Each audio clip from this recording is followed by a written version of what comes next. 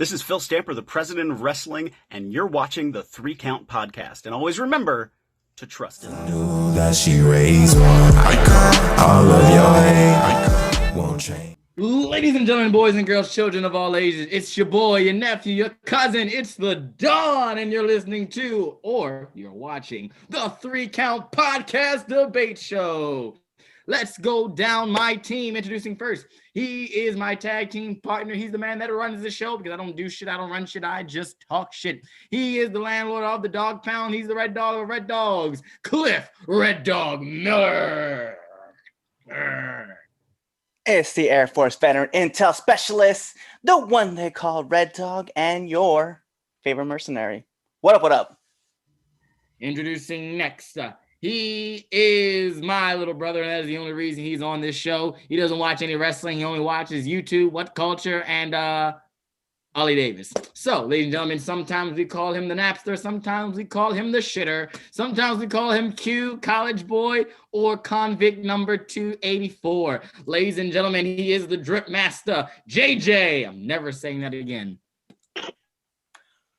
I love how you added the Drip Master. Because I am the Drip Master. I would wait for 7 seconds for the beat to drop, but I'm not last this time, and we have to go through all the other worthless subordinates. Oh, you want me to fuck you up? Oh, you want to get fucked up, don't you? Introducing next, he is the franchise of this podcast. He's Cliff's best friend, ladies and gentlemen. He's the host of Returning to the Ring, and you can catch it on Wednesdays. On what time it starts, Lou? 7 Eastern. 7 Eastern, ladies and gentlemen. He is Lou, the franchise. It's the fro growing, wrestling knowing, soon to be dad of 4, and Lord, after this, we don't need no more. The franchise. I like that one. And last but certainly not the least, from the depths of hell, the Dark Lord, the motherfucking super villain. He's the man that, guess what? Jesus owes him money. That's how old he is. He's 10,000 million years old. He was there for the first ever wrestling match to ever be held in a public arena. Ladies and gentlemen, Damien Fatal.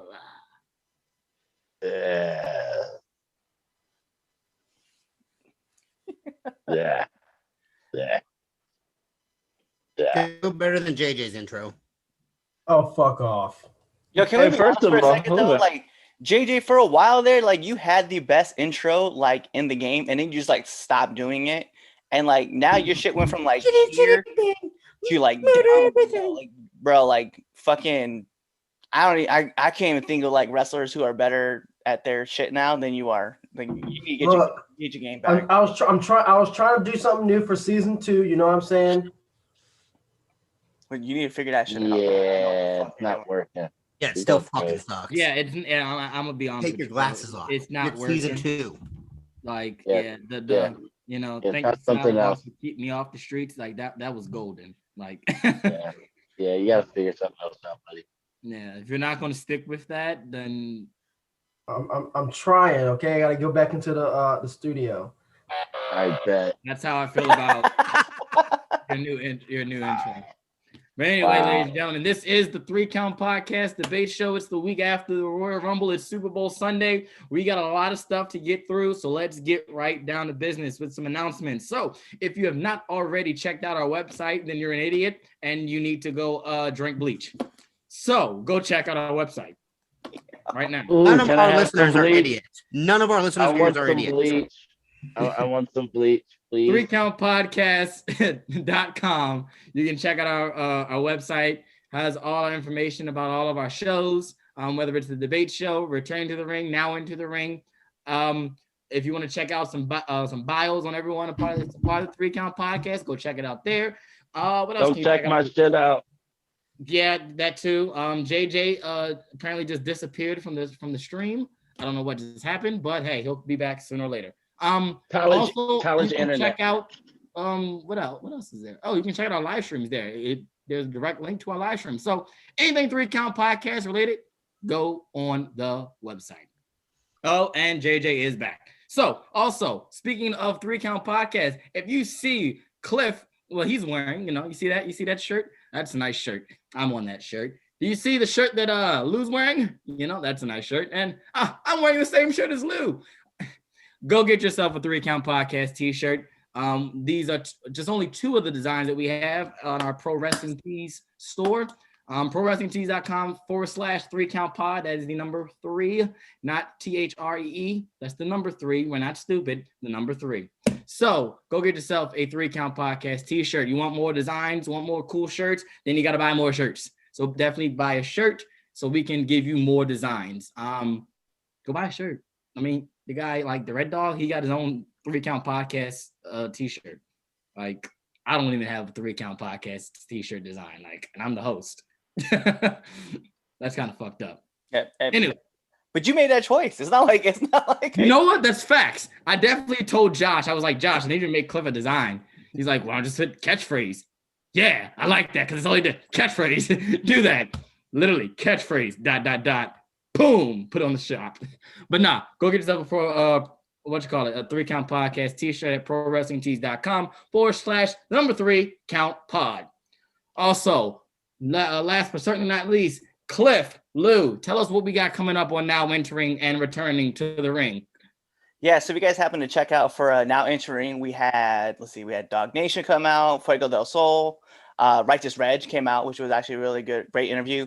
Danny B had just came out on Friday. So if you guys are looking for episodes that are coming out this week, Vari Morales from AEW Dark, he just teamed up just last week, actually, with Fuego del Sol. So it was pretty cool. Draven Blaze will be on this week as well. So you guys catch him on Tuesday. And then our good friend Justin Del Rio from Nerds of Wrestling will have his own episode that comes out February 11th. And then also, we don't have a show planned for next week for February 14th. So you guys will get the episode of Santana Jackson will be debuting. So if you guys don't know who Santana Jackson is, just go look up Moonwalk DDT. And I'm sure all of you know what we're talking about. Lou, what we got for Returning to the Ring? All right. So last week we got Trayvon Jordan from Waves and Curls. That was a fantastic show. We all were blessed. This week we have I hate to interrupt you. No, absolutely not. We're not. Nope. You ain't cutting a promo on my promo. Get out of here.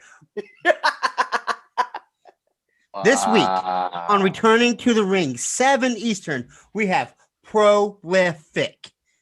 Get ready for it. So, I got something to say about Trayvon Jordan and his little tag team Waves and Curls. I said it through the chat because I wasn't on that show, but I'll say it here live for every one of our listeners and our viewers to hear. I want to fight you. Trayvon Jordan, Waves and Curls. Yeah, I want to fight you. Me and my partner can whip your ass. It went viral on TikTok. Everyone's like, oh man, Chaz is serious. I'm serious. Doesn't matter where it's at, where it is. It could be in the dumpster. It could be in a back alley. I want to fight you. Point blank. I want my match. Bring my match, G. Anyway. Now that they thought they owed you money. They owe me a match. Hey, also real quick, we want to throw out a big shout out to Matt Silks for one for my new design. I'm not even front, like I'm not playing around. Like he did an incredible job. That design will actually be coming out. I just wanted to sneak peek it out for you guys. But also he did come on. We did an episode with him. Lou and I were actually a part of the episode. Guys, when the episode comes out, I'm not quite sure. I'll put the date out later, but I just want to give a big shout out to Matt for the awesome design he threw out for me. That actually sent to me today. So thanks. Awesome. Don't forget to floss them. All righty, let's get right down to business with our Wednesday Night War Rundown. All righty, so this past week, Wednesday night, we had AEW Dynamite go head-to-head once again with NXT. It's not even a head-to-head anymore. The numbers are in. AEW Wednesday Night Dynamite had 844,000 viewers, which is up from last week's 734,000 viewers. The 18 to 49 demographic was a 0.32. and lost my place. Which was third overall, which is up from the 0.29, which was 6th last week. NXT on the other channel on USA, NXT brought in 610,000 viewers, which is down from last week's 720 viewers. The 18 to 49 demographic was a 0.15, which was 51st overall, which is down from their 0.21, which was 24th overall last week. So, what do you guys think? Who had the better show? This was AEW's Beach Break special. So, what do you guys think? Cliff. So and I kind of want to talk about the numbers really quick, because I know like Edge announced like 24 hours in advance that he was going to be on NXT. Like that was going to be like the biggest needle mover, but not everybody follows the social media side as much. I thought AEW had a good show. It was an entertaining show, but once again, like we always caveat this, because like I think NXT had better wrestling on the show, but AEW just had a better show all around. Like that's why I'm going to lean towards AEW versus NXT this time. Lou. Paul Levesque's show needed Edge, and he still didn't produce. AEW had better wrestling, better commentary, better non-wrestling segments. I absolutely enjoyed AEW this week. For the first time in a real long time, I sat down and I'm like, that was really good. So I give it up to AEW. You thought that lumberjack match was good? Better than anything that NXT produced. You thought that lumberjack match was better than Tommaso Ciampa and Timothy Thatcher versus Undisputed Era? Yeah. Oh, you must. All right, I gotta go. I can't be on here anymore. You don't even like Planned Parenthood. You call Planned Parenthood because you don't watch it, asshole. Wait, let me ask this question though. Do you really believe that the Miro wedding was better than Edge's promo on NXT? Yeah. Oh man, you smoke a crack. Go ahead, Damien. Absolutely. Planned Parenthood. You don't watch it. Doesn't mean I don't keep up with that bullshit. I have to, because I'm on this, so I have to. Fuck Planned Parenthood, and all you did is read the article of who won, who lost, and what happened. Yeah, and that made me go actually watch the actual wrestling, because there's actually pretty fucking good. No, I read a detailed description of what happened, and that made me nauseous. I'm still on this thing about how you thought the wedding segment was better than the promo between Balor, and Balor and fucking Pete Dunne and fucking Edge. Like I'm still baffled by it, Anthony. Like you could say what you want to say. I'm just still baffled that that's a thing that you're like, nah. Edge sucked on NXT, and I liked watching a wedding that didn't happen. It did happen. So what you mean, weddings that never happen in wrestling? Say it again for the people that can hear you in the back. I said for weddings that never happen in wrestling. Damn. Always happens. Damn. Always. They said their ideas. They got through all of it. It was up to the best man speech where they got all out fucked and went wild. It was fucking still, you can never have a nice wedding. Me. Go, JJ. About right for you, Chaz. Mark. Well, you Dollar Tree fucking toy. Can I just talk about real quick that the Edge promo was brilliant. He put everyone over without, like destroying, that's the best way to put it. I think that was the best promo out of everything of the night. I don't like beach parties, so NXT. Did you watch it?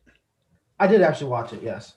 And that's what I'm saying. Like for me, I was like, AEW had a better show. Did they have better wrestling in places? But that wedding segment I thought was some hot garbage compared to what was going on NXT with Edge. I was like, they were at the same time, and I was like, yo, I'm watching Edge's thing versus watching this wedding thing that has been planned for like 4 months, and it's not really going anywhere. So I was like, Miro, that's what makes it worse. Single run and just like tearing through the roster.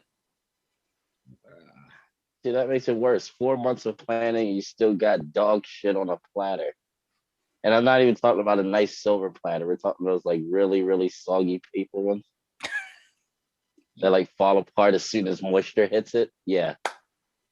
That's How I cool. felt about NXT too.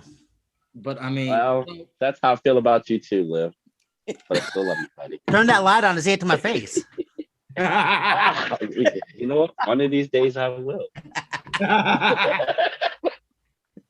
all right. So I gotta go with NXT this week. Do I like for the most part AEW wasn't, like I said, I always say AEW for the most part wasn't bad. There was a lot of dark spots that just took me out. The opening match, the tag team battle royal took me out. The lumberjack match took me out. Now everything else I enjoyed, like Thunder Rosa and fucking Britt Baker is a fire ass women's match, and I implore anybody who likes women's wrestling to watch that match. I read the what's the name on that, and it sounded like it was really good. Damien, if you don't watch anything on that show, watch that match. I really do believe, and I told Idol this over the phone. I said, man, that match was actually really, really good. And it just proves that what I've been saying from day one, that Britt Baker needs to be the focus of the AEW women's division and need to stop putting the title on Asian schoolgirls. That ain't happening. But hey, Leave Cheetah out of this. Sheeta, listen. I was on the road with Sheeta. I was on there. She was starting to get steam with me. Then she faced Nyla Rose again, and she won. And that's when I said, "Fuck no."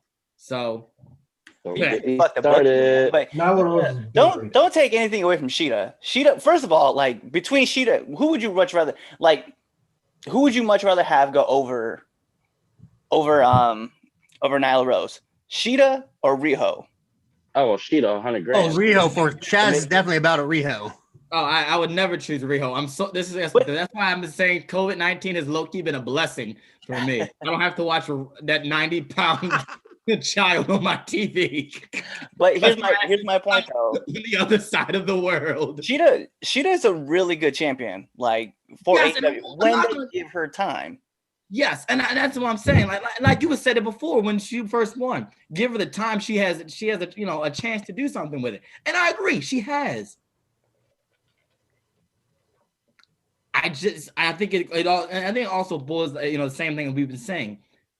She's not on the show every week. She's your champion, but we barely see her. We see her once out of the month. You know what I'm saying?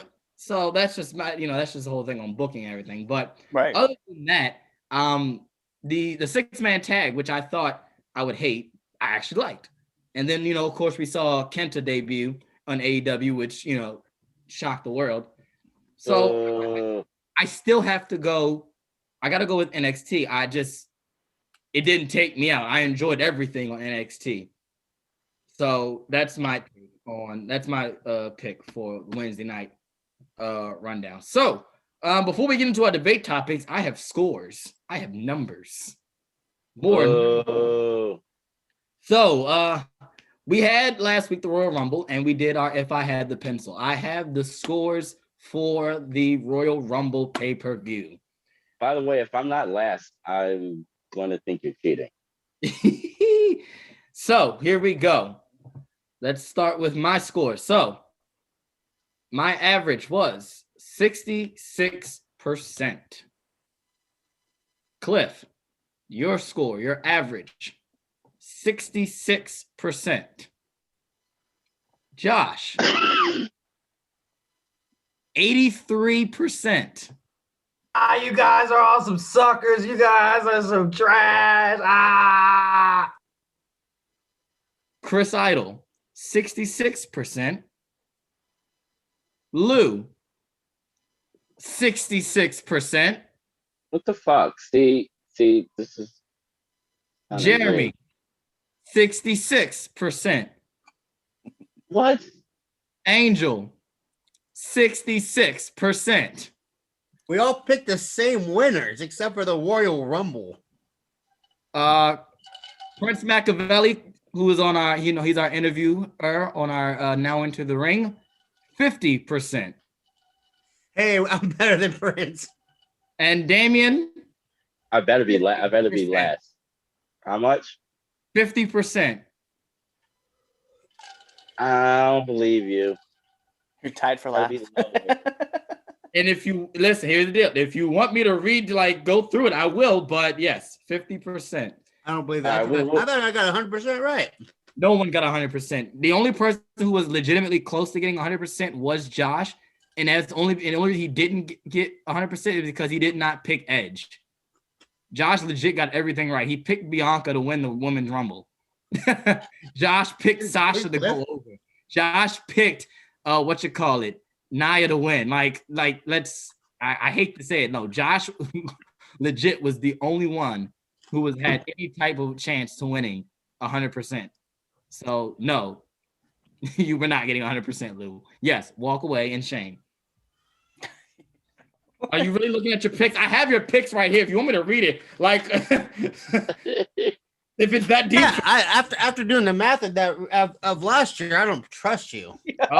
Yeah, I don't blame you. You don't talk. Yeah, hey, stop being bitter about being the champion. Look at Cliff out here. I won that fair and square. So okay. I won fair and square. He said it. He said I won. He's the square. I know. Lou. All right, I'm gonna read you. Okay. The women's tag team title match. You chose Shayna and Nia. You got that correct, right? SmackDown Women's Championship match. You choose Sasha. You got that correct. Yeah.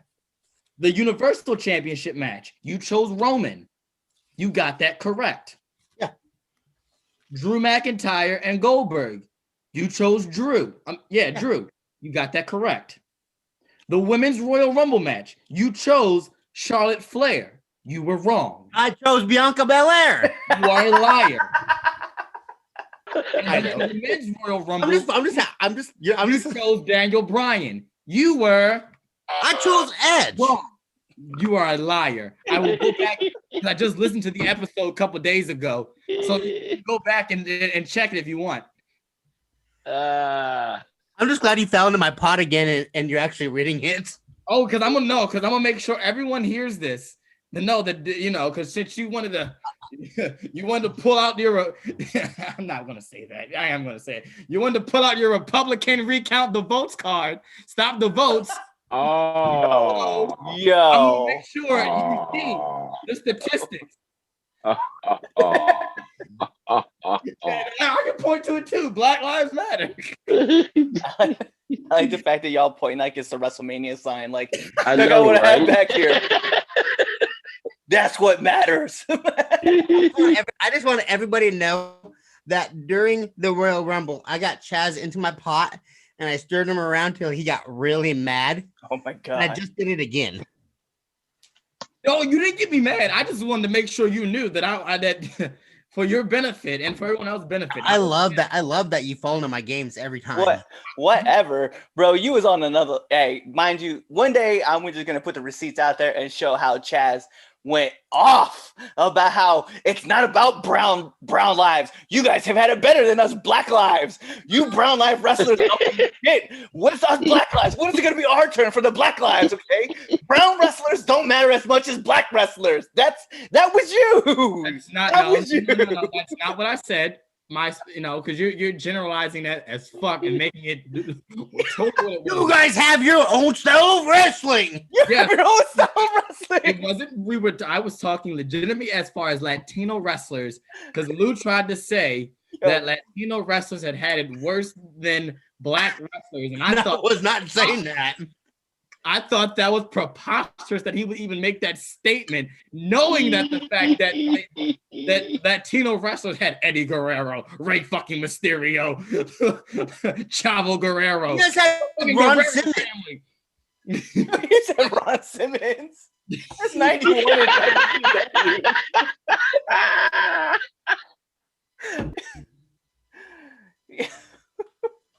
Damn. Yo, it was just funny because like you could just feel like in the chat room, just reading it, you could feel Chaz's blood pressure just go right up. Like it was elevating so quick. Because, bro, listen, because it was right after Bianca won. Like, I lied to you, bro. I had tears in my eyes. I had tears. I legit had tears in my eyes. I was so happy and ecstatic. And this motherfucker had the audacity to say this is the worst Rumble ever. Oh my God. This motherfucker has said, "Fuck your tears." Like, shit, this is the worst Rumble ever. Oh, this show sucks.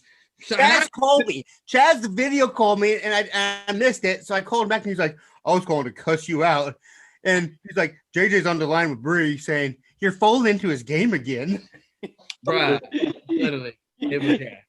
So I just want to to everyone know, Lou definitely pisses me off. Even off the air, he pisses me off. You was eating all that pissed off pie. Like that's all you was doing. I had pizza. I had to drop the pizza just so I could message like, "Yo, this motherfucker here." That's like piss me off again. This is how it was like on the chat. Like this is the best thing. Was this was like on the chat, just watching the chat just go off. I'm like, yo, I remember texting you back like, "Yo, you need to just giving in, right?" He's like, "I know, but I still gotta get this point across." I'm like, "Yo, just stop responding." Jesus, like if anything, dude, like anything, Anthony is Eric Bischoff. Like he just understands like whether it's good or bad, man. As long as you're reacting, he's winning. That's all he cares about. And you're like, "Oh shit." Makes me so mad. We start calling him. I love you, Chaz. Anthony Bischoff over here. You are my brother, man. I got you. Suck a dick. Damn. Feel mad. Feel the love. All righty. Let's move on. Let's move on to our debate topics, guys. This is why we're here. All right. So speaking, like I said, post Royal Rumble show. If you didn't know, the Royal Rumble, the men's Royal Rumble, Edge was the winner. He came in at number 1 and he outlasted 29 other men. So over an hour, right? The real question, I'm ignoring Damien. The real question at hand is who should Edge choose to face at WrestleMania this year? Now, this past week on WWE programming, Edge was on every show. He was on Raw, NXT, and SmackDown, pretty much laying down the law like, hey, I can choose you. I can choose you. I can choose you. So watch your back. So whatever you got going on, like that's all cool and dandy, but just know the Rated R superstar is watching. So we're gonna debate who should Edge choose. Lou, Red Dog, Damien, me, then JJ. Well, maybe I want to go last. I think you want to go first. No, I'm joking. Go ahead. I'm joking. I think he should choose Roman, and so he can take the title off of Roman. No, I'm just kidding. I think that you're not going to put a title on Edge. This is a short time. He knows it. He when he agreed to this, it was, I'm not going to be on one time, then wait 4 weeks. I want to go through us all. But he's not going to be here forever. So him choosing Roman would be the best bet. So Roman beats him, stays at the top, and it saves Drew a little bit because Drew is beatable in my eyes by Edge. Roman is not beatable. Edge can't beat Roman.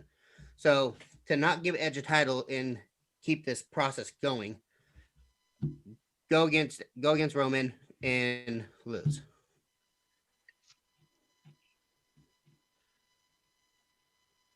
Make the Edge face really quick. Hold on. Like, go against Roman? I think he goes against Roman. He wins against Roman. Because here's why.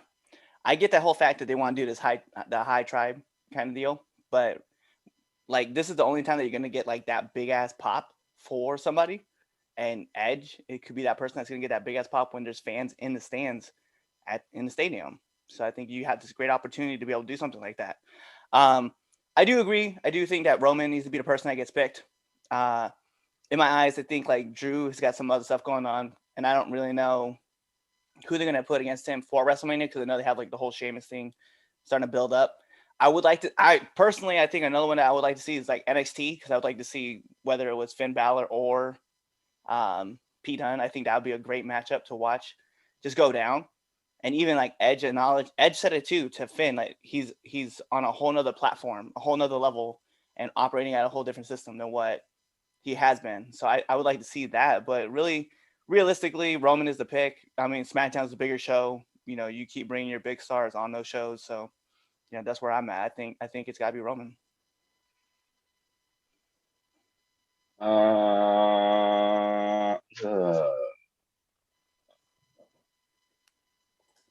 See, out of the three, really wouldn't mind seeing all three matches. But I'm gonna have to agree, Roman. It just makes more sense. Like I said, I'd like to see the other two, but yeah, Roman. I think that'd be the bigger match, I guess you could say. More the last match on the card makes a little bit more sense. Big star from the past, biggest star present kind of thing. So yeah, let's go with Roman. Right. So this is where I come in and disagree. I don't think it's Roman. I don't think it's Roman. I don't think it's Roman because of Damien, what you just said. It's the star from the past versus the now. How many matches has Roman had that is the star of the past? A couple. It's at this point it's redundant. It's the safest bet though if you think about it. But that's the thing. It's the safest bet. Yeah, but we've done this already. We've seen it. We've seen him do that at WrestleMania. At least twice or three. If you want to count Brock, 3 times now. We saw him do it with Triple H. We saw him do it with The Undertaker. Fact. But none of those guys' names is Edge. You're right. None of them are Edge, but sure. But let's think about it. Undertaker and Triple H are bigger stars than Edge ever was. Are we fighting? He's the rated R superstar. Whoa. You're not going to sit here. No, you can't say it that way. You gotta say the rated R superstar. Get it right first. Anyway.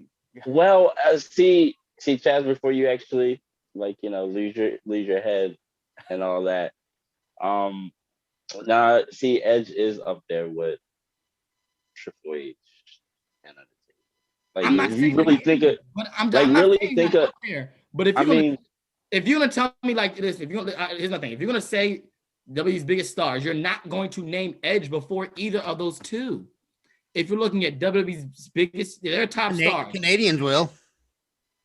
We're not talking about Canadian. We in America. Oh my God. You fell for it. You're falling for it again. Calm down. You disrespect the Canadian fan base like that. I know, right, asshole? The one Canadian we have, and you just offended him. Thanks. I know. Y'all got Bret Hart, Sami Zayn. There's your Canadians. Kevin Owens, Edge and Christian. Those are other Canadians that are greats. Lance Storm, Chris Jericho. Oh God! Oh, y'all can have him back. No, you can't be that way. He's like your number 2 favorite all time on your list. Stop it. Yeah, Jericho. You recorded saying that last year. I like Chris Jericho, not Chris Irvine. How's that? All right, that sounds like. See, you're learning to separate. I'm proud of you. It's still fuck Hulk Hogan every time I see him. Oh, come on. You mean fuck Terry? Fuck Terry, fuck Hulk, fuck Hogan. Why are you messing? Look, okay, let's be real. You had Chris Benoit. Stop it. Stop wow. Wait, who's that? My head. Who is that? Stop it right now. Stop it. Like, hey, but seriously, like if Edge didn't have to retire due to his neck injuries from 9 years ago, we would be saying Edge is in those conversations as Taker and Triple H. But because of a shortened career, if we go back and look through his body of work, we can say like, yeah, the impact that Edge had that time that he was wrestling is on point with what Triple H and Taker have done. he did a lot of change for the business, dude. Like, go ahead. I mean, he's the reason why tag team wrestling, part of the reason why tag team wrestling kind of got that big surge. And don't get me wrong, I'm not saying that Edge isn't in that conversation. I'm not 32 championships. I'm not saying he's not in that conversation. I'm just saying if you're not going to put Edge above that though, even if Edge didn't retire 9 years, I don't think we would put him above the Undertaker. I don't. Oh, maybe not Taker, but yeah, not Taker. I don't believe we would put him over Triple H. Oh, I do. Well, because he's married to Edge is the Mount That's the only Rushmore reason. of wrestling. I don't think you put Edge on your Mount Rushmore either. It depends. Respect to Edge, and I love Edge. Right, he's on the Canadian one, not the American one. Sorry. Oh. You're right, up there with Bret Hart, right, and Owen, and the other guy that we don't talk about. I feel like that's Tyler Breeze is Canadian. Your idol is Canadian. My God, that's the reason why he dropped his eyes. His eyes got so big when he's looking at Canadian wrestlers. Let's be real. You know what? One day. You know what? Let's do this. Let's do this in 2 weeks. Okay. Let's put our Mount Rushmore of Canadian wrestlers up. I would love to see that. I would love to see it. I would love to see who you put on your Mount Rushmore of Canada. Canadian wrestlers. I want to see that. And Mexicans and then Americans. First of all, I said what I said. I knew what I meant. I said what I said. Canada, because I want to see. I want to see who you put up on that list. Who I would? Okay. That's what I said. I'm gonna do it too. You. Fine. But I bet Adam Copeland makes that list. Anyway, so yeah, I don't think it's Edge. I think they should probably go the route of Drew. I think we should see Drew. I think we should do Drew and Roman. Not Drew and Roman. Sorry, Drew and Edge. It seems that's Raw needs the help, all the help it can get, as far as on star power and as far as just fuck good, Raw. as far as just good, storytelling. Period. SmackDown doesn't need it. Roman can, feud with anybody over there. I think more or less we're going to get the Daniel Bryan Roman coming out of either Elimination Chamber or Fastlane. I think that's what we're going to get coming into WrestleMania, and we're going to get the Edge versus Drew. That's just my thing. If you want the money, Drew is right now, if not above, right below Roman. They're one of their biggest stars right now. He's held them down throughout this entire pandemic. Drew should definitely get the match with Edge. I don't think Drew loses. I think Drew retains, even at WrestleMania facing Edge. Go ahead, JJ. Your sunglasses are crooked, by the way. A little bit.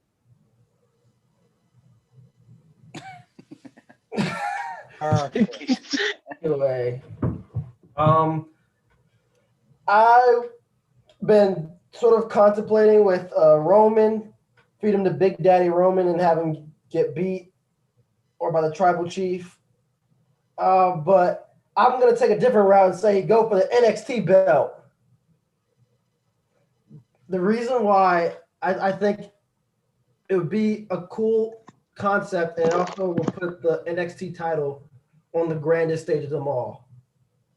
That's my thinking. Also, it would be different. I think in any scenario in these three matches, I still think Edge loses. Big possibility. So yeah. Then all these three scenarios, whether he goes for WWE Universal or NXT, I think he still loses, and he puts over the younger talent. Something Charlotte doesn't do. Anyway, there you go. You know what? If he won the NXT title, though, he would be putting somebody over. He would put somebody over. He would always ask for that one-on-one to put somebody over. I don't think you would see him be like Charlotte, where well, you can pin Rhea, but you can't pin Charlotte. That's just not a thing that's going to happen. Yeah. You already know how. You already know how Adam is anyway, based on the promo that he did just this last week. Oh yeah. Cool beans. I don't see it being what you call it, Roman. I think that's where everyone's going. I don't see it. Especially with him winning. Why halt the best thing going on WWE right now? Why put a stop to that just for nostalgia? But also, you have the biggest babyface versus the biggest heel. Yep. Is Edge the biggest babyface though? Is he though? Oh yeah, he is. We can't argue that Drew isn't. Yeah.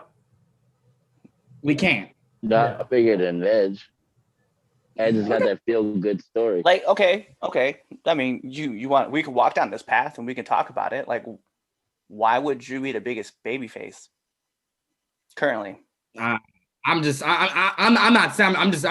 it out there. I'm not saying technically if that's the case. I'm not saying that I believe that. I'm just throwing it out there. Like, wouldn't we consider Drew? No. I would put him in the conversation wise, but he would still sit at number 2. Like if I had to pick like number wise, Edge would be above like Drew. Okay. Well, this is a good and to be honest, like for real, at this current time, he may even sit number 3 behind Kevin Owens. True. Like Kevin Owens is putting on these baby face, like I gotta come back and win at all costs, where Drew is kind of like, I'm Drew McIntyre, I'm the sexy Scotsman, and this is what I do, and I kick people in the face like pow, and then like and it is what it is. Like, cool, cheers, rah.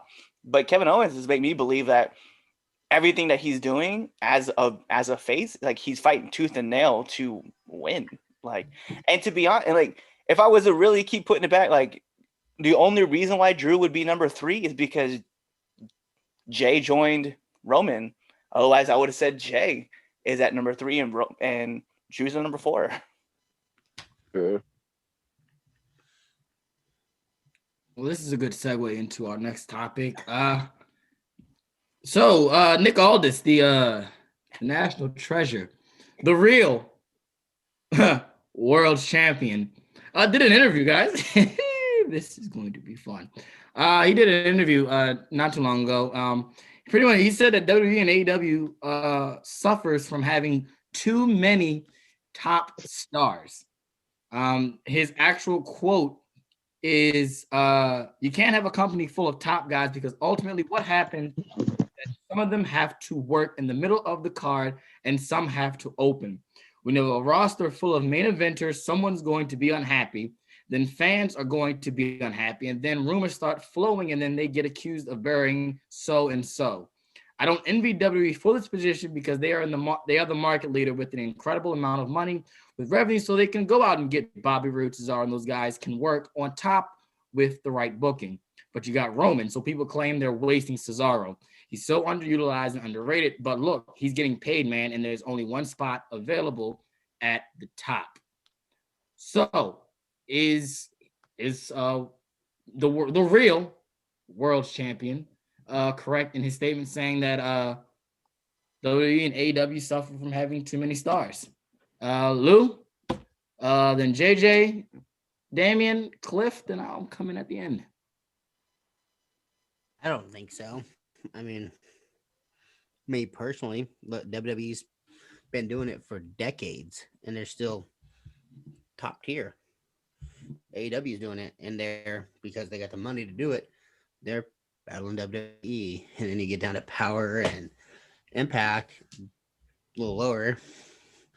I don't see an issue with it, as long as they can build it right.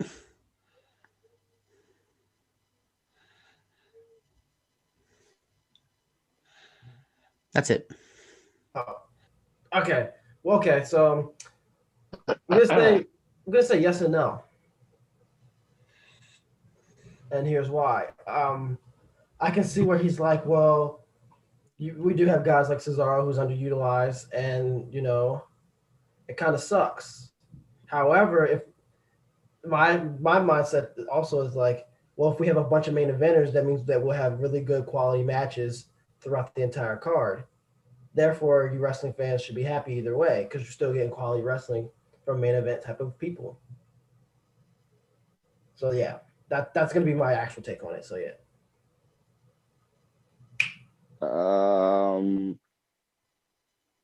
I get the statement and it makes sense. Um,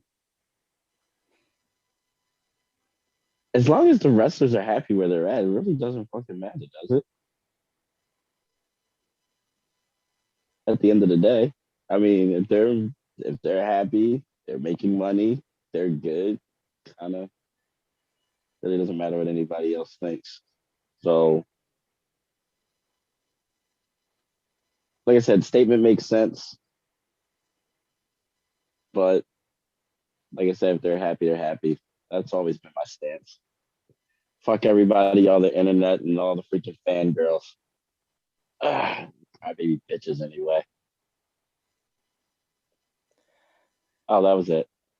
Okay.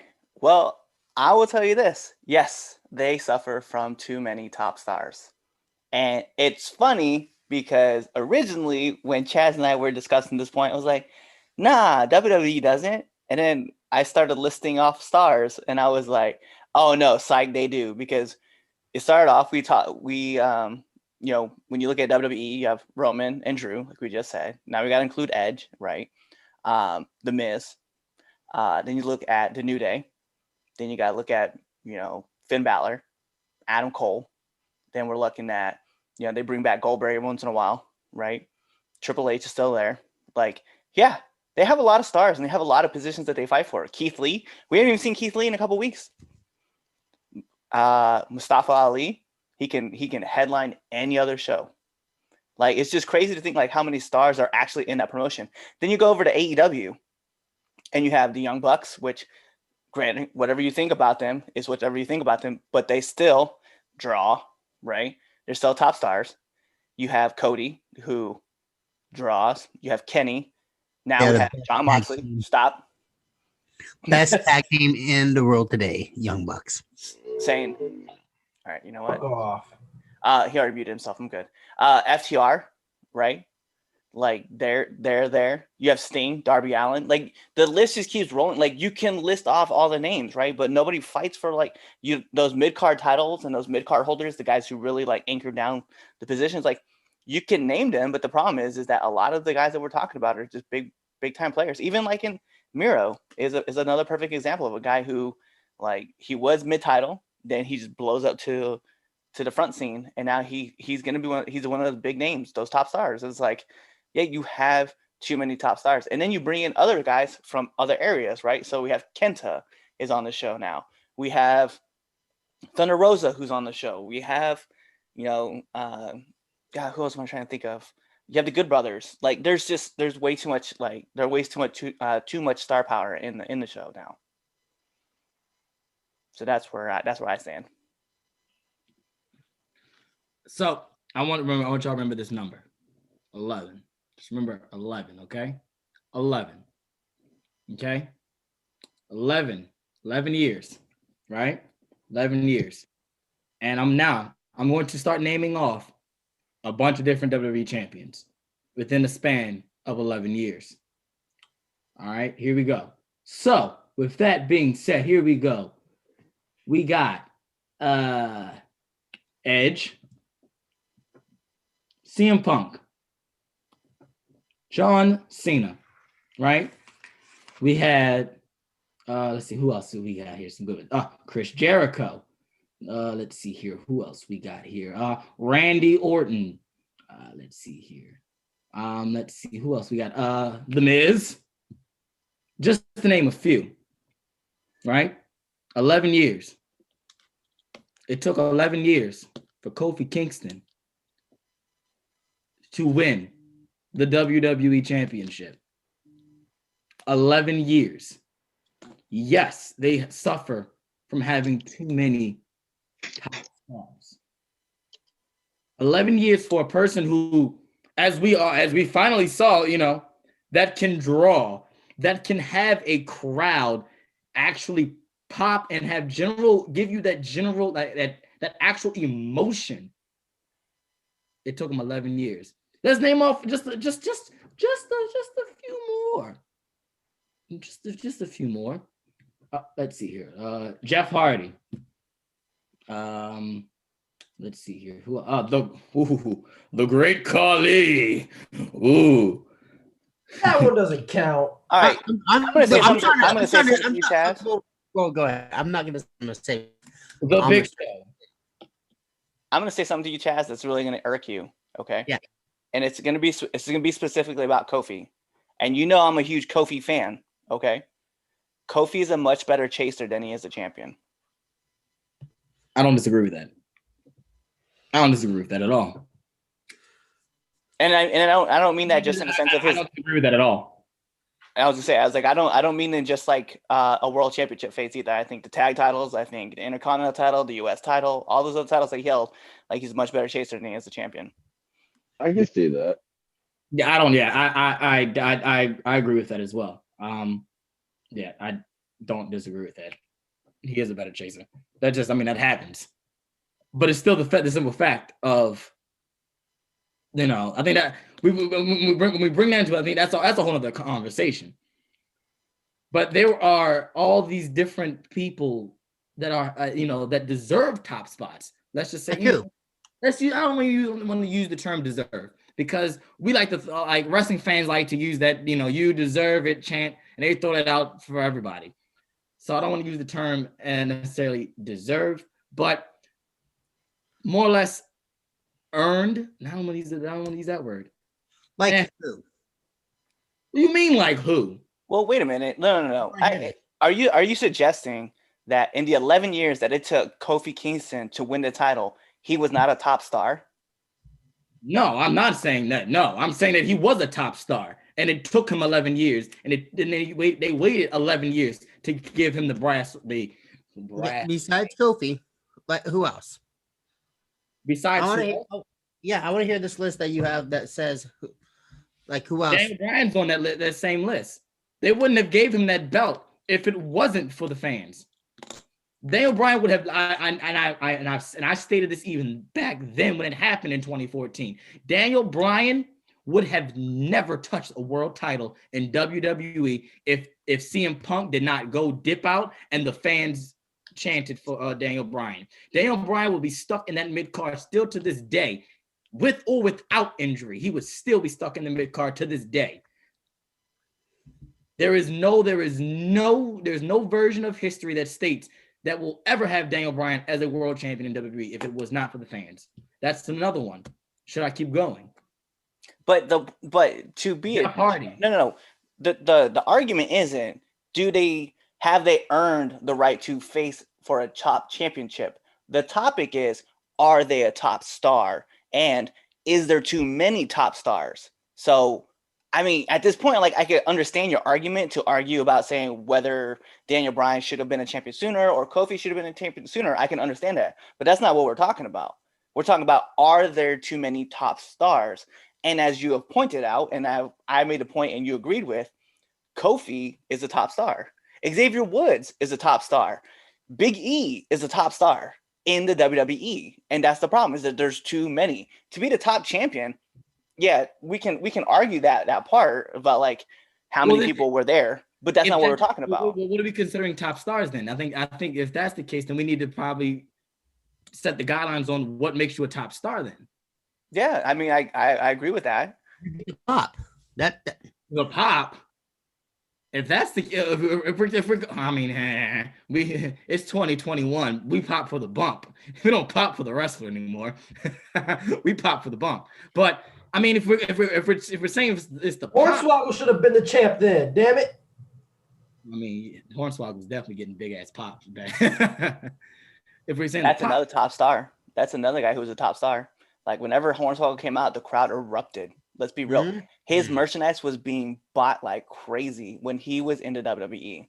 Mm-hmm. Not so much now, obviously, because it's not. People don't really talk about. Yeah, I mean, but at the time, yeah, he was a top star.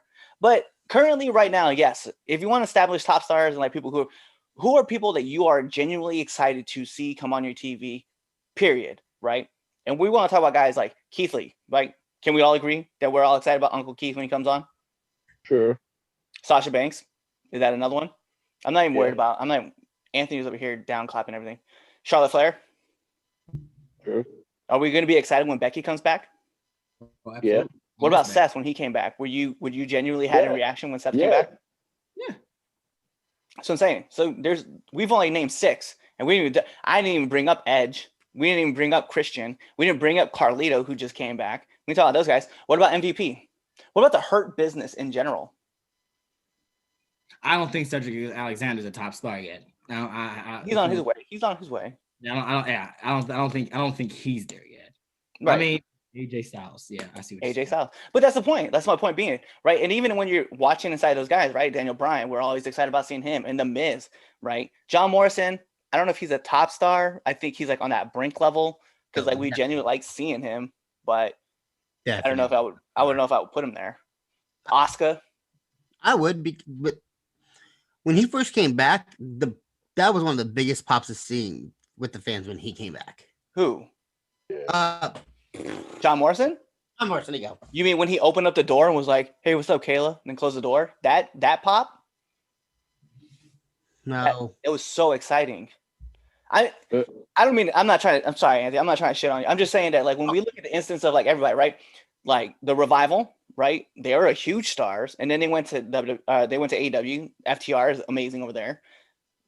Everybody from the Shield, we were talking about Roman. We didn't even talk about SmackDown yet. I'm just saying that we're just naming people, and we're agreeing that whether they're a top star or not. And that's the problem in NWA.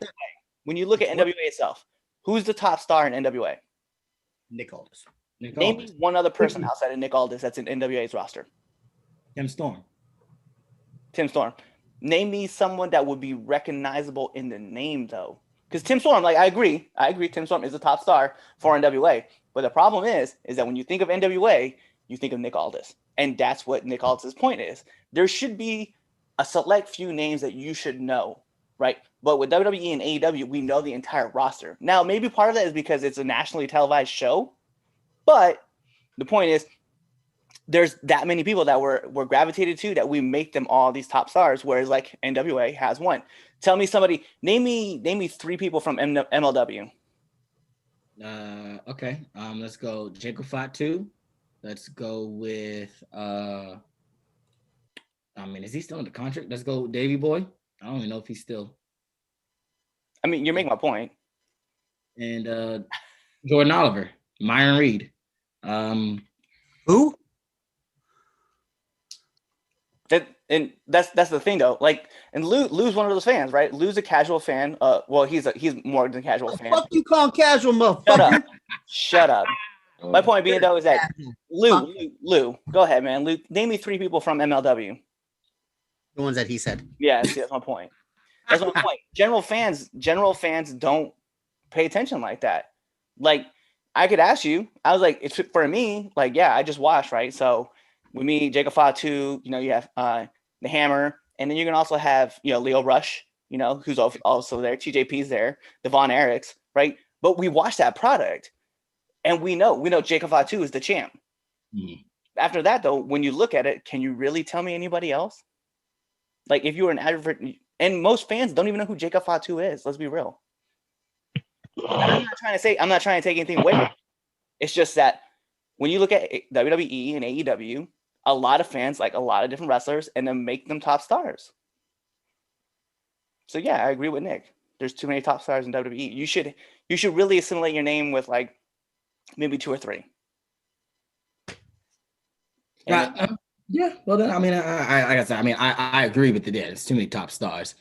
I guess my point. The point I was trying to make was that there's so many top stars that, the ones that do deserve the top star spot don't get that shine. I think that's where I was trying to go with my Kofi 11 years. But Kofi was. But the thing we just established that even 11 years ago, Kofi was a top star. I don't think. No, I don't. I disagree with that though. I don't think Kofi was the top star 11 years ago. Before he got his push shut down. When the Jamaican guy did SOS, I don't think he was a top star at that time. I don't think he was a top star.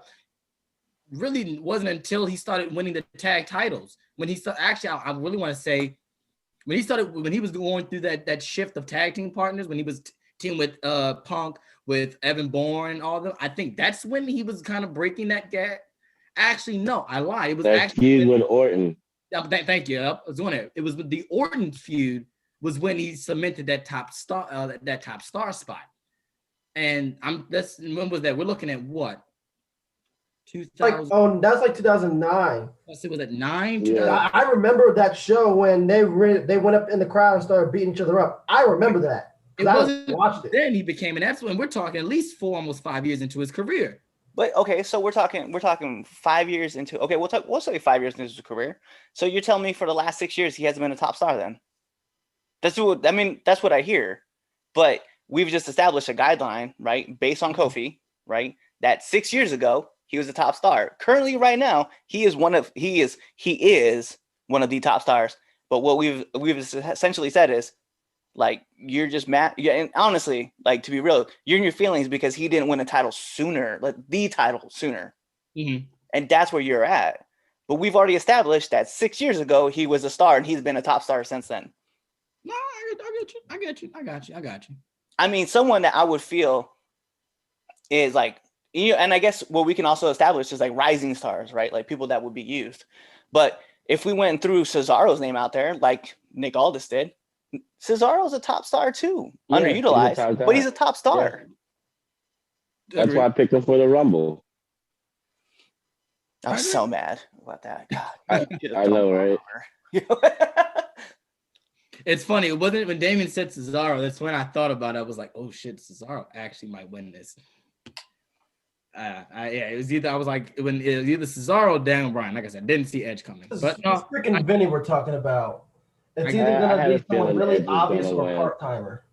But you know what's crazy? I started thinking about this, and I love the fact that JJ said this. That it's Vince's fault, right? But if you think about it, how many people know other wrestlers' names because of Vince McMahon? And I don't mean past. I'm talking about current. But let's be real, because we knew him as the War Raiders, right, in NXT, and War Machines prior to that. But when the Viking Raiders came up, Eric and Ivar became a household name as the Viking Raiders. And look at all the brands that WWE has built up through that, right? Daniel Bryan's a household name. We knew John Cena was clearly like another person on another level, but Becky Lynch is another name. Flair, and I guess you could say Flair had Rick's name behind it, but she put in a lot of work. So Charlotte, Sasha, Roman, Seth. Like, think about all the names that you could rattle off the top of your dome.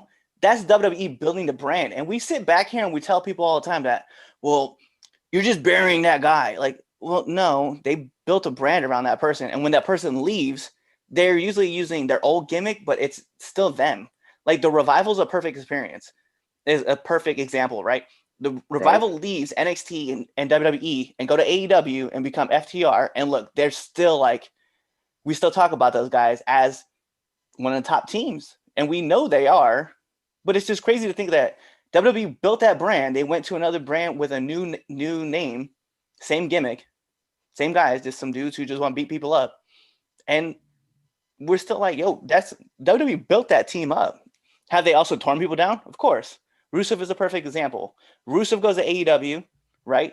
He goes back to Miro, and AEW's acknowledged that Miro's got to get built back up because throughout the years they were crushing him and like ruining all of his pushes. So they got to rebuild him back up.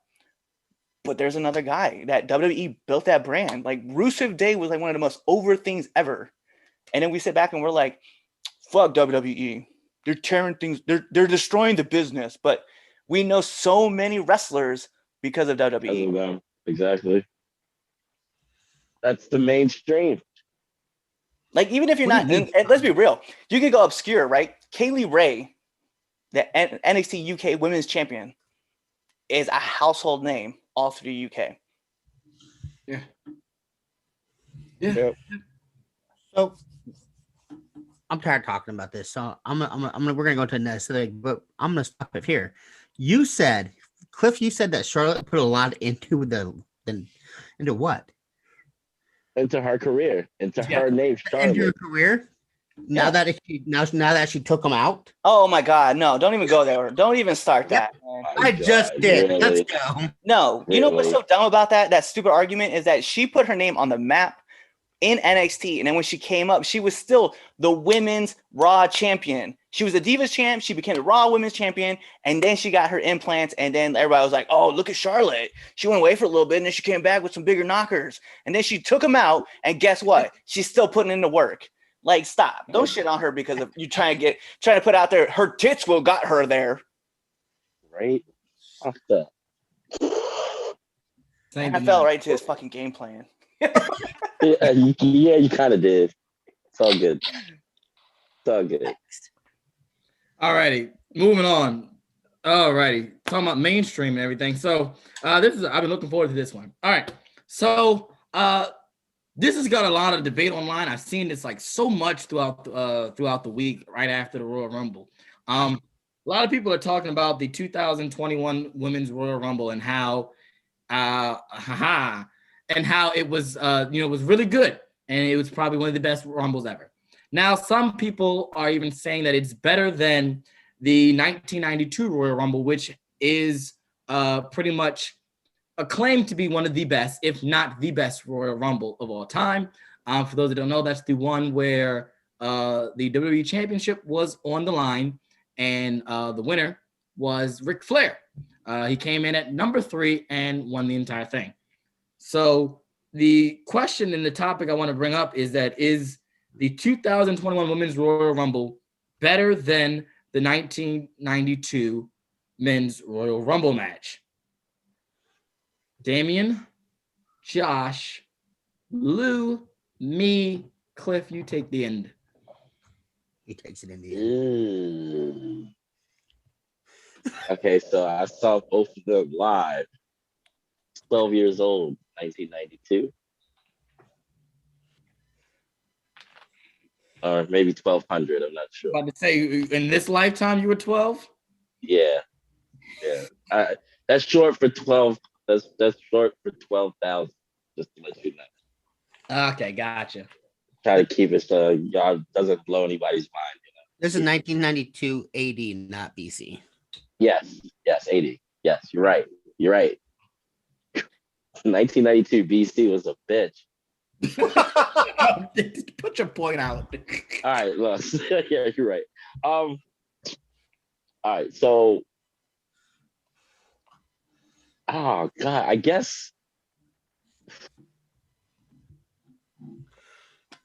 that 92 Rumble was really good. But the women, I don't know. I guess I'm on the fence. I can't really decide because like Women's Royal Rumble, they killed it. Like it had a little bit of everything. But then the same thing with the 92 like Rumble. It was like I don't know, they kind of married each other in a way, if that makes any sense. Like it was planned out perfect, just like the 92 Royal Rumble. Like it was just planned out piece by piece, kept you engaged. So the Women's Royal Rumble, yeah, it's the greatest Rumble in the modern time, I guess you could say. And the 92, just the fact that it's being brought up still proves that it's like one of the best, if not the best. So I don't know, I guess it's a matter of opinion.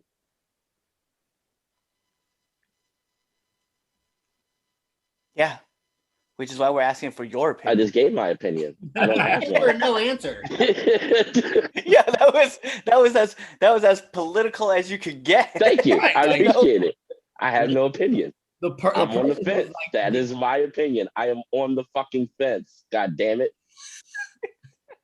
They're both good. Chet. all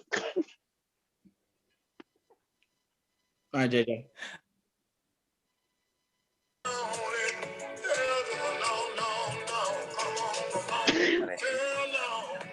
I hate this man so much. Really?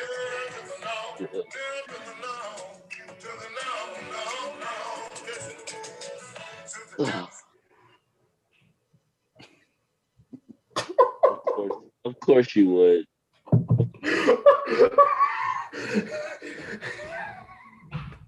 I knew you couldn't go a whole show without doing something stupid off of YouTube. I just knew it was we had gone way too far in. Like it was either gonna be this debate topic or somehow, some way during Cliff's power rankings, you were gonna pull some fucking clip off of YouTube. And actually, I mean, that was a good placement. You got us that time. That was good. No, that was actually really That was a good one. So that go was ahead. good. Okay, honestly, I'm like the fly that's caught within the spider's web on this topic, because like both of these rumbles, I had to actually rewatch this the '92 because I've never seen it before.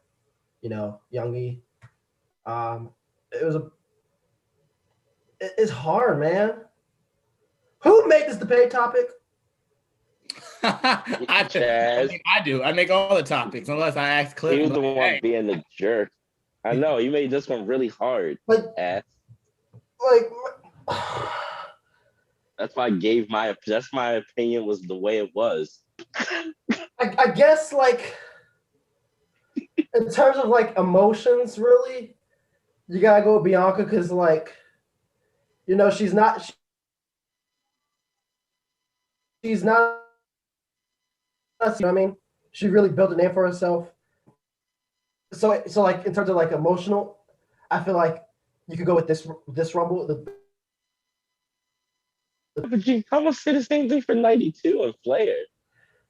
I mean, I don't know the whole like backstory leading up to it. You know what I mean? Well, you gotta remember this is Flair just coming into WWE for the first time. Him winning like a world title somewhere else besides where Okay. So it's kind of like they both had that emotion. That's why, the promo after winning the Rumble from Flair.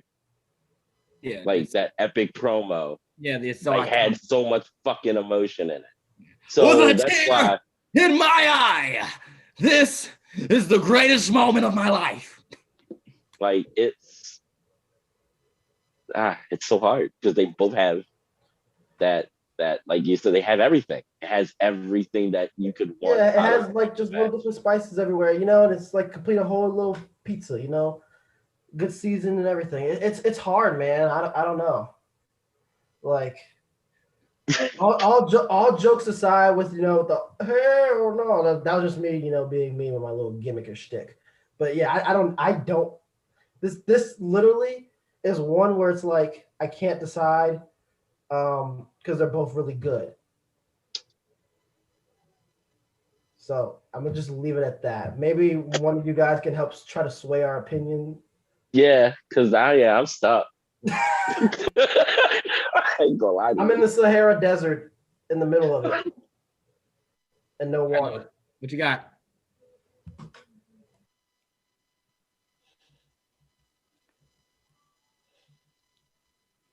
Not an answer. Oh, this is great for our audio listeners. I know, right? For those of you guys who can't, those of you who are listening, he's doing the yes chant. Yeah, just in case, this is for the people that are blind too. For the blind too. Yeah, I didn't even think about that. Yeah. Rewatching this, I remember this when I was 7 years old. This match brings me into nostalgia, like get that little warm feeling in me. But that's gas, Lou. That's gas. Come on, that's a better answer than I was getting ready to give. But the Women's Royal Rumble this year was fucking hands down amazing. Might go down as match of the year, hands fucking down right now. Plus you had Bianca Belair winning it, making history, first Black woman to win the Royal Rumble. I was just so much more entertained by the Women's Royal Rumble than I am this right now. I'm just so that's where I'm at. I absolutely the best Rumble that we've ever seen. The women take it.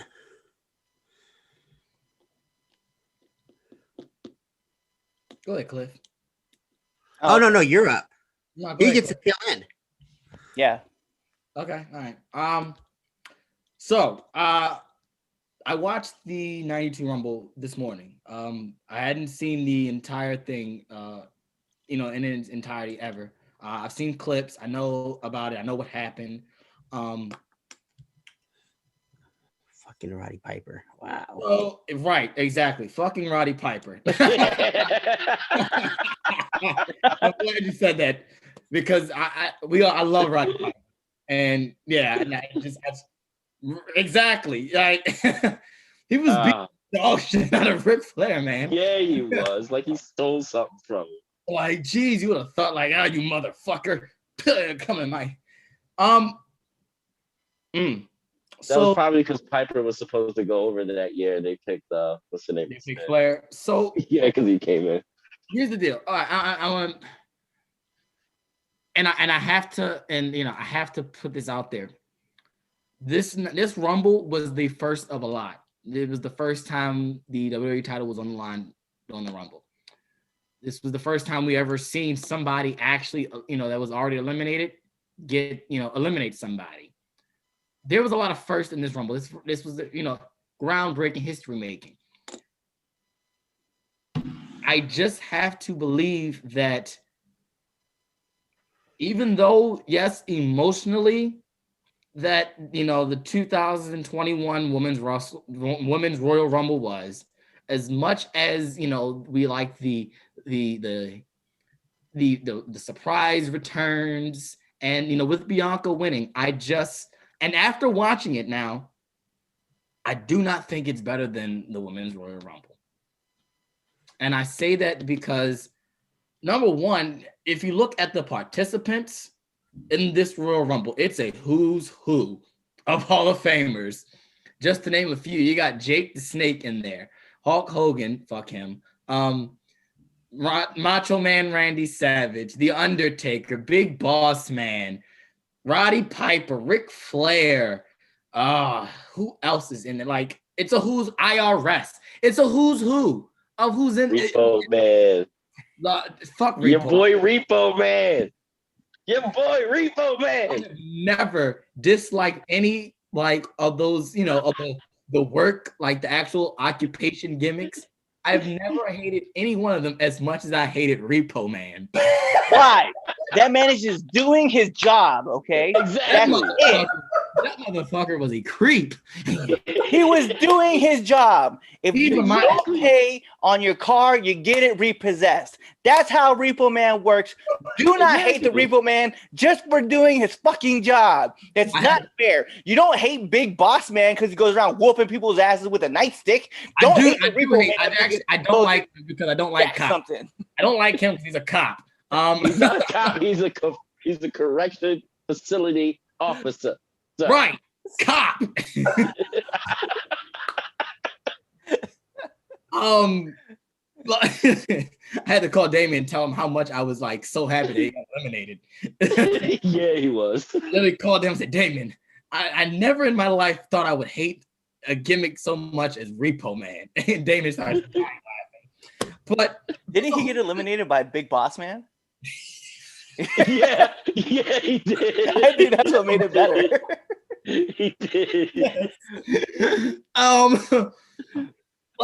It's so much, and and we also have to talk about, like I said, Ric Flair's promo. This was Ric Flair's, finally, being in the big time, being in the WWE. There was so much more going in to this Royal Rumble and what we got out of it. Think about it. After the Royal Rumble, when Flair won, we had Sid and Redacted, go after each other in a sense, as oh, you eliminated me, like what you doing, because Hulk Hogan, being an asshole that he is, got eliminated by Flair, and then tried to eliminate, not Flair, but by Sid. Then Sid, and then Hogan tries to eliminate Sid after being eliminated.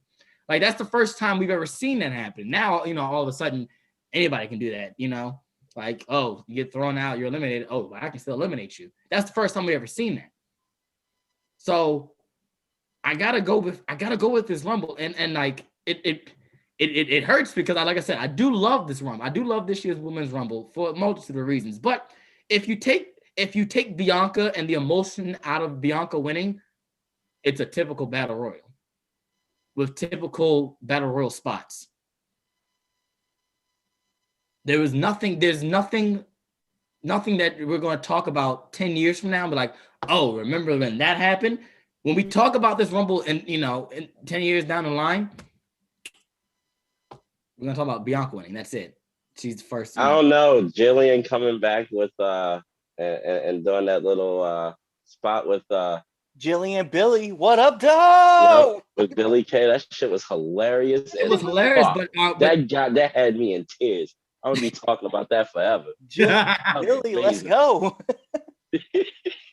So my thing is this, at first when I seen this, I was like, oh no, it's the 2011 Royal Rumble match. And I had to watch, and like I said, granted, I've never seen the 92 Rumble, so I had to watch it, but I gotta agree. I have to, disagree. Like this 92 Rumble still takes the cake as one of the best. It's not one of the best. It's one, it's better than the 2021 Women's Royal Rumble. There's just so many things happened that that we still talk about. Like we talk about, Jake the Snake and Macho Man, that whole feud. Yeah. That that culminated in the Royal Rumble match. To this day. That's like what we talk about from this one. Oh, what, Rhea and Charlotte and Bianca? Okay. But that's still not on the same, magnitude of Jake the Snake and Macho Man. Like I said, there's so much that happened in that 92 Rumble and so many firsts. Though it was a lot. It was a shit ton. It was like legitly every story. Anybody that had beef with anybody was trying to settle that beef. Even on like I said, the who's who. Shawn Michaels is in that match. Yeah. Okay. Okay. All right. Hold on a second. Don't you dare disrespect the HBK like that. Let's go back. Let's go back. Let's pretend. Let's go back to 92. Okay. You listed off a bunch of wrestlers that you said it yourself. There's a bunch of Hall of Famers that are in this match, right? But they weren't at that time. They weren't. And do you remember what number Ric Flair came in at? Right. Do you remember what number Bianca Belair came in at? 3. Yeah. The parallels are there, like everywhere in that. In the whole entire everything. Both Rumbles. It's like very parallel. It's crazy. I wouldn't say the Women's Royal Rumble is the best Rumble, right? I would put it just underneath 92. I put just underneath 92. And here's why, right? At the end of the day, who were the last 3 people in the ring in the Women's Rumble? It was Rhea, it was Belair, and it was Flair, right? If you look at the 92 Rumble, we have the same instance where Flair is in the top 3. And eventually he wins. Yeah. Then you have that big emotional speech. It's funny because you said something that I just wanted to say. If you take Flair out and you take the big emotional speech, guess what you have? Just a regular battle royal. It's the same thing that's going on with Bianca's move. Say that too. No, because you're still looking at this, because you are looking at this through nostalgia eyes. Because you're like, man, look at all the Hall of Famers that are in this. Look at all the people. Like if you go back, 10 years from now, when we look back at this Royal Rumble, we may not say, oh man, remember when Ruby Riott was just like on the up and up? Because we probably won't be talking about her. But we're gonna talk about Bianca. We're gonna talk about Charlotte. We're gonna talk about Rhea. We're gonna talk about Toni Storm. We're gonna talk about Ember Moon. They're all gonna be in this. There's gonna be a class that we're legit gonna talk about. We're gonna be like, man, look at all the women that were in this battle royal. We're gonna do that. We're gonna do it 10 years from definitely. Now. Oh, definitely.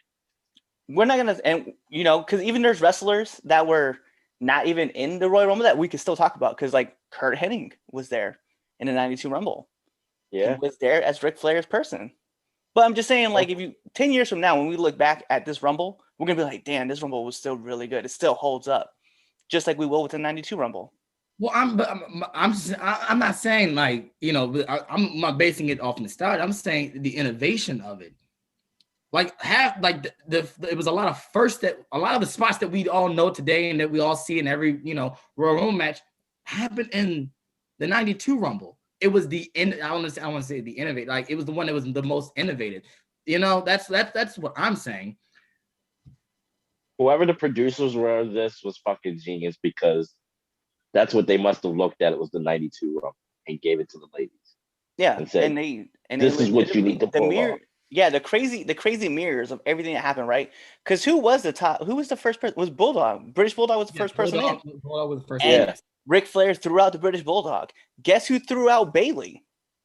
Bianca Belair. Like, if you look at the similarities, like, it mirrors exactly how that Rumble went. And I think that's why we are so hung on it. Yeah, you're right. We can't look at it innovatively, like, oh, yeah, well, the 92 did this. Well, they didn't do that.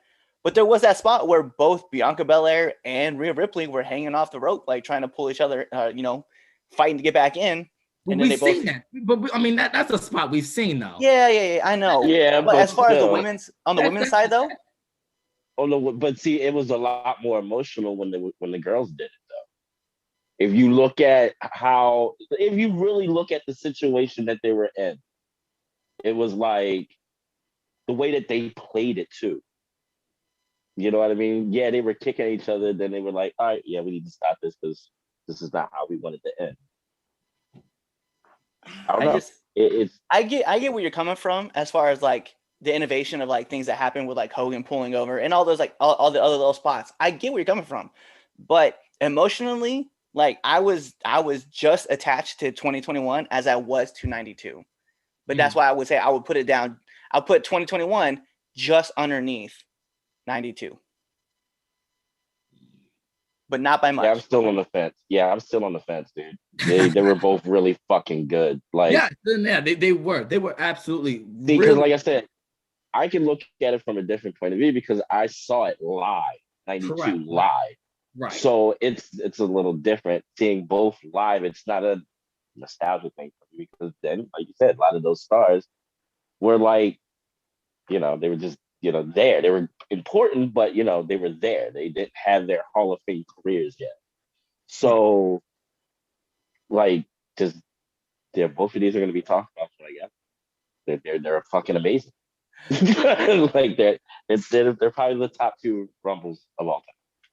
I'm sorry, I'm still watching Anthony play with his hair right now, and that shit is ridiculous. Really? It's so distracting. Oh, God. Try to have a serious talk, Anthony. My man is just like combing his hair like straight back. Go back to 1900 BC, motherfucker. I'm gonna take you with me, buddy. Do it. Come on. I'll say hi to your great grandpappy. There are probably more greats on that, my guy. It probably is. I didn't feel like saying that many. It's probably. He was the leader of the bean field. More than 20 generations. God, no, he didn't. He definitely said that. So, alrighty, with that, Hold on. Boom! It was the guy on the Colombian coffee thingy. Yeah. Oh, he was a cool guy. Oh my God, I hate you guys.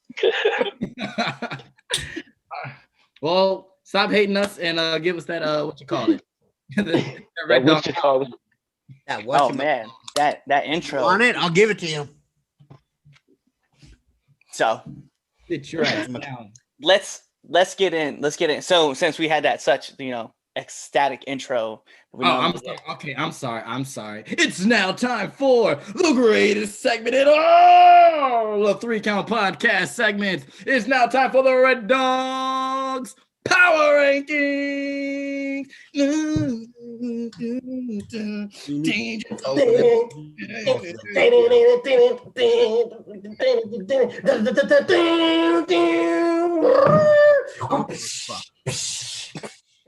God. I hate you guys. What the fuck is wrong with you? So much. What the fuck, man? All right. Sorry, Last week I had a guitar solo. Now this week JJ's breaking the air guitar. Listen, we get excited for the power rankings. Was that epilepsy? All right. Let's Epilepsy get is into it. not a joke, buddy. Let's get into it. Disease. I want to start this off because last week I did not include a couple matches that I probably should have included because they were based on last week's GCW event that was going on in the 24 Hours of Wrestling. It was definitely, I definitely loved a few matches that were on there, and I wanted to include them. So I included them on this round for this purpose. So they are on the honorable mentions. It is what it is on our. So honorable mention number 1, I want to give it up to Jordan Oliver and Tony Deppen for their 2-hour extravaganza Iron Man match. It was amazing to watch. What the fuck? Yeah. That's the GCW for that. What the? All right, you have to send me the link to that because I'm curious now. Yeah, I will. I'll definitely will. So, and then the next one I want to give to is another honorable mention is Blake Christensen versus Leo Rush, 2 out of 3 falls for GCW. That's actually what kicked off the event. So if you guys get a chance to go check it out, the Black Heart showing up. Now we'll get into some more honorable mentions because I have a few of them. So honorable mention, Britt Baker versus Thunder Rosa for AEW That's on your honorable mention? Yeah, you're gonna see why. Because then you're gonna think about it too, and you'll be like, damn. So our next honorable mention is Damian Priest versus The Miz on Raw. Mind you, I want to say this too. I didn't get a chance to put this out there, is that I think Damian Priest is going to be the next giant Latin star, like, out there. Like, we're gonna talk about him for a while. All right, moving up. I know I can't wait to see. Honorable mention. Lance Archer versus Eddie Kingston for AEW as well makes the honorable mention list. I know. I love your face. And once I start getting into it, you're gonna start being like, holy shit. All right. I want to know why you even mentioned that match. That match was absolute garbage. What, Lance Archer, Eddie Kingston? Yeah, you're talking about the lumberjack match, right? I am. That's why I made the honorable mention list. Anyway, moving on. You didn't make any list. My last honorable mention match, I want to put this out there. Rohit Raju versus TJP on Impact. So that makes the list too. So let's get into number 10. Our number 10 match. Gallows and Anderson and Omega versus Moxley, Phoenix, and Pac at AEW Dynamite. Okay. That's number 10. Let's be real. Like, all the wrestling that happened this week, that made number 10. Just think about that for a minute before you guys start. No, but I'm stuck off the honorable mentions, man. Okay. You threw me That's off. why they're honorable mentions. Anyway. You just threw me off completely today. Let's get into number 9. Big E versus Apollo Creed versus Sami Zayn on SmackDown. Apollo Creed? Apollo Creed. I said Creed. Apollo Crews. You did say Creed. The funny thing is I wrote it that way too. I knew it. I had to second guess it myself. I'm like, wait, Creed? Is it Creed or is it Cruz? It's Creed. That's messed up, Chad. I'm glad we messed that up. All right, so anyway, we're getting into number 8. The men's Royal Rumble match is at number 8. So that's I feel like that's pretty cool. Number 7, we're gonna get into Jordan Devlin versus Dave Mastiff on NXT UK. So you guys have not seen that match, you guys need to. Number 6. Good. A lot of people this is gonna irk a lot of people. I can't wait. Sasha Banks versus Carmella at the Royal Rumble. I'm not mad at you.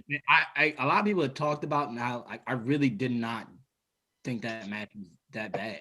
I didn't think it was that bad either. I actually liked it. I thought Carmella died. A lot of people on online were talking about it like it was a shit fest, and I'm like, it wasn't that bad. It wasn't that bad. No, it really wasn't. I thought the girls killed it. I think it was the two of them's their best match. To be completely honest, that's like I said, my that they've had so far together against each other. I agree. So let's get into number 5: Cesaro versus Daniel Bryan on SmackDown. Yes. Okay. All right. We're getting into number 4. This is the one that we've all talked about. Ciampa and Thatcher versus Cole and Strong on NXT. Ooh. That's crazy. I just want to put this out there, right? Like, we're legitimately talking about this, but that's number 4. And that you could argue that point into being at the number 2 spot. So number 3, I said Edge and Randy Orton on Monday Night Raw. I like that match a lot. Number 2, Roman Reigns versus Kevin Owens at the Royal Rumble. Okay. And then we get into number 1. If you guys don't understand what we've been talking about in the previous segment, the Women's Royal Rumble will take the number 1 spot this week. And there we go. All right, I can't be mad at those. I mean, I can't. He doesn't like the Lance Archer thing. The crazy thing is he doesn't have a problem with the top 10. He has a problem with the honorable mentions. I see that. I would. I'm trying to like before I even put this out, I'm trying to figure out what I would take off to put Thunder Rosa and Britt Baker's match on here, and I'm trying to figure that out. So I'm trying to figure it out, y'all. Like, Give him a week. Cause I don't know. That's a pretty solid top 10 though. It is, and it makes me. And I don't even like most of the people in number 10. So yeah, and and that's the same thing I'm saying. Like and like I said, like that match itself, it wasn't bad. It wasn't a bad match at all. So, but like, like at best, right? At best, you could take off Gallus and Anderson and put Britt Baker there. That match at 10. Because everything else above that I felt like was pretty solid, especially if you didn't get the chance to see Jordan Devlin versus Dave Mastiff for that NXT. match was fucking amazing. Fire. God, that match was awesome. And the crazy thing was, right, and I want to put this out there, MLW, man, TJP with Boda versus the Parkas, like a great match too. It was. Didn't even crack an honorable mention. I would have rather you put that instead of that freaking lumberjack bullshit. But it didn't. Okay, why was it? We're talking about the honorable mention. We're talking about honorable mentions, though. Like I know that's even that is just it's driving. Those are his rankings, not yours. So I know you're not sitting here talking about it's his picks, and you have every other week you got a problem with his power rankings. Everybody has a problem with my power rankings every week, at least one match.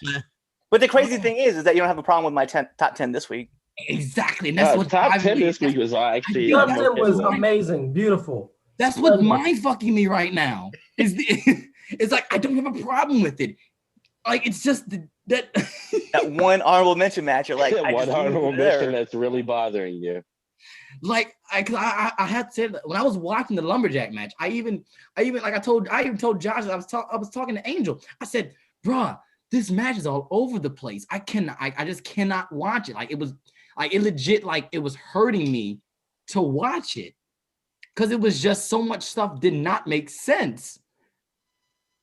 I liked it though because I just felt like with it stayed heel and face right for a little bit, and then they had like a little implosion, but then for most of the part it was heel face. You know what I mean? Like heel stayed on one side, face stayed on the other, and then every once in a while you have the cross, and then like obviously heels would do their thing to Lance, and then Eddie would be like, you know what, go to hell and beat up like a bunch of the faces.